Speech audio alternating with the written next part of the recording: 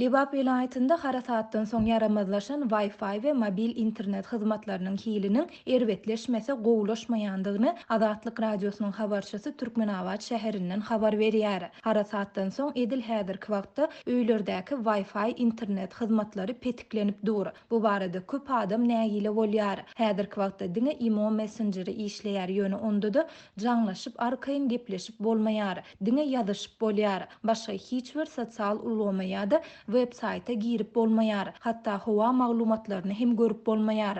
Mobil internet düýbünden işlemeýär diýsek hem bolar diýip gizlilik şertinde söhbetdeş bolan habarçy 19-njy iýunda gürrüň berdi. Ýatlasak 27-nji aprelde Lebap we Mary vilayetlerine gelen apy tupanyň netijesinde sebitleriň ýüzlerçe ýaşaýyş jaýyna we durmuş maksatly desgalary zeperi ýetip azyryndan 37 adam ölüpdi we başga da onlarçasy yaralanypdy.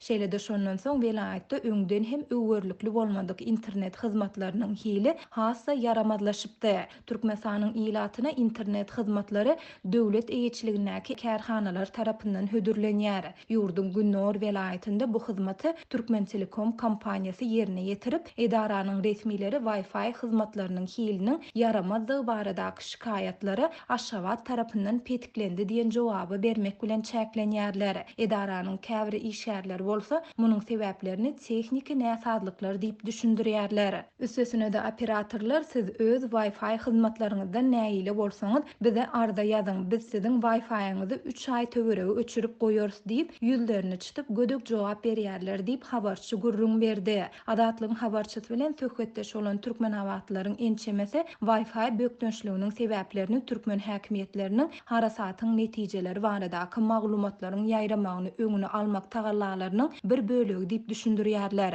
Biz hemmämiz bilýäris, harasatyň ýygyny dolu oňaryp diýmasalar, Lewapda Wi-Fi beklenip durur diýip Lewaply ýaşaýjylaryň biri anonimlik şertinde habarçymyza gürrüň berdi. Şol bir wagtda Lewaplylaryň ençemesi Türkmen Telekomyň başlyklaryna ýa-da internet hünärmenlerine öýlere çekilýän Wi-Fi hyzmatlarynyň aýlyk töleginden başga da her ay 250 manat berseň, onda onuň dolu güýjünde işler ýaly edilýändigini aýdýarlar. Wi-Fi hyzmatynyň aýlyk tölegi 200 manat. Onuň üstüne ýene 250 manat para berip gaýdanyňdan soň, öýüňe geleniňden soň Wi-Fi hyzmatynyň dolu düzgünne işläp duranyny görýärsiň. Üstesine de eger $100 para berseň, Türkmen Telekomyň işgärleri Wi-Fi nowasyz gurnap berýärler diýip Lewaply ýaşaýjy aýtdy. Azatlyk radiosynyň bu barada Türkmen Telekom edarasyndan kommentari almak synanşyklary häzirlikçe başa barmady. Türkmenistanda aprel aýynyň ahirinde Lebap we Mary vilayetlerinde bolan apy tupanyň ýa-da onuň ilaty ýetiren ziýany barada internetde videolar peýda bolup başlanandan soň Lewapda internet hyzmaty kesildi we Türkmenabad bilen aratnaşyga geçmek kynlaşdy.